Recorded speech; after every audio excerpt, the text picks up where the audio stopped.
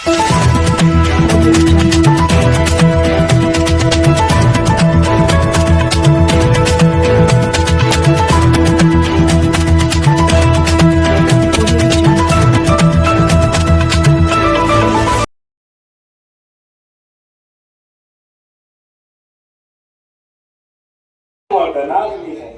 लोग चाय किसे बुला सकते हैं, हमारे घर वाले बनाते हैं। बस बस यही है आपकी समझदारी, यही तो हो रही है ना। ये तो आप भेदभाव की बात कर रहे हैं सुखिया भैया। अरे इसमें दिक्कत क्या है?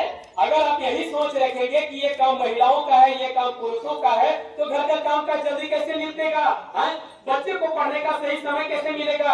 अरे सुखिया भैया, आप हमको देखिए, मैं मास्टर हूँ, अच्छा, फिर भी घर का सारा काम करता हूँ। कभी मौका मिला तो चूल्हा चौका भी करता हूँ, गोबर गोठा भी कर लेता हूँ, और तो कभी मैडम का कपड़ा भी सीख देता हूँ। मास्टर साहब इतना कुछ कर लेते हैं। तो मास्टर साहब हम भी कल से घर में जितना खाना पीना है, कपड़ा रहता सब में हम लोग बिल्कुल बिल्कुल ये तो कहते हैं आपको मान कि जब आप अपने हाथ से चाय बनाइएगा तभी पिएंगे। ठीक है, तो चलते हैं। ठीक है, नमस्कार नमस्कार नमस्कार। चंदा की बात सुन ली ना?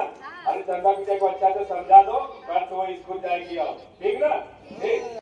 आज हमारे घर के आसपास बहुत सारी बेटियां रहती हैं। ये हमारे बीच चल करके आए हैं हम लोगों को जागरूक करने के लिए। सभी के घर में बेटी है, बेटा है, लेकिन हम क्या सोचते हैं, हमारी सोच होती है कि बेटा को पढ़ाएंगे तो वो हम लोग को खिलाएगा पिलाएगा, हमारा पोषण करेगा। लेकिन बेटी को क्या करना है, वो तो पराया धन है। जितना जल्दी हो सके अपनी जिम्मेवारी से हम लोग मुक्त हो जाते हैं, बेटियों की शादी कर देते हैं। लेकिन ये हमारे बीच आप लोग को ये समझाने आए हैं कि ये कानूनी अपराध है। बेटा को भी जन्म देने में माँ को उतनी ही तकलीफ होती है, बेटी को भी जन्म देने में माँ को उतनी ही तकलीफ होती है जितना कि एक बेटे को जन्म देने में होती है।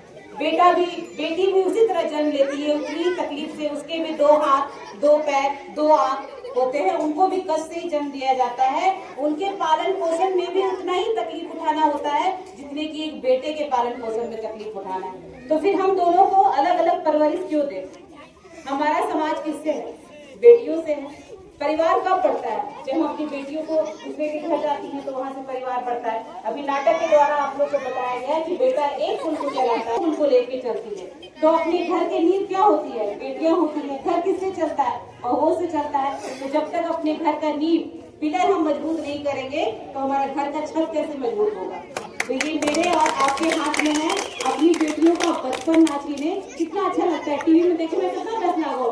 तो अगर बेटी पुलिस बन रही, अच्छा थाना में पुलिस आए, मुझे मैडम है ना प्रभारी पुलिस लाए, टीसी क्या है? पुलिस है, बोलने में कितना अच्छा लगता है। वो बेटी आज जाकर के देश के सरहद में लड़ाई कर रही है, टीवी में देखने में बहुत अच्छा लगता है। हम लोग बात करते हैं गांव घर में कि उसकी बेटी पुलिस बनी, डॉक्टर बनी। जो डॉक्टर से हम लोग दिखलाने जाते हैं आजकल अधिकतर महिलाएं होती है, किसी की बेटी होती है, तो उस जगह पे आपकी भी बेटी होती है। लेकिन इसके लिए आपको बाल विवाह रोकना होगा, अपने बेटियों को भी पढ़ाना होगा, स्कूल भेजना होगा, उसको भी जीने का पूरा अधिकार देना होगा, उसे भी अपने पंख में उड़ने का हौसला आप माँ बाप को देना होगा।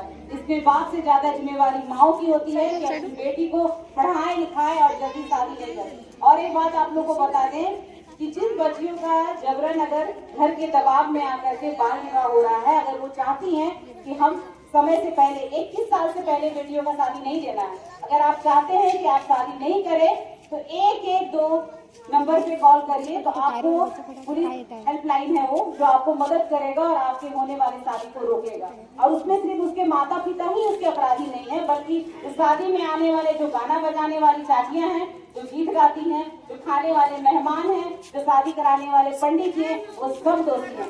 हम भी अगर उस शादी में शरीक होते हैं और अपना फोटो खिंचवा के सोशल मीडिया में लगा रहे हैं तो हम भी बराबर के अपराधी हैं। कानून मेरे पे भी एक्शन लेगा और हमको भी उसका बराबर सजा मिलेगा। इसीलिए आपके हाथ में है, बच्चियों का भविष्य नहीं छीने। अगर बेटा आपको खिला सकता है तो आज के दौर पे बेटी भी आपको खिला सकती है।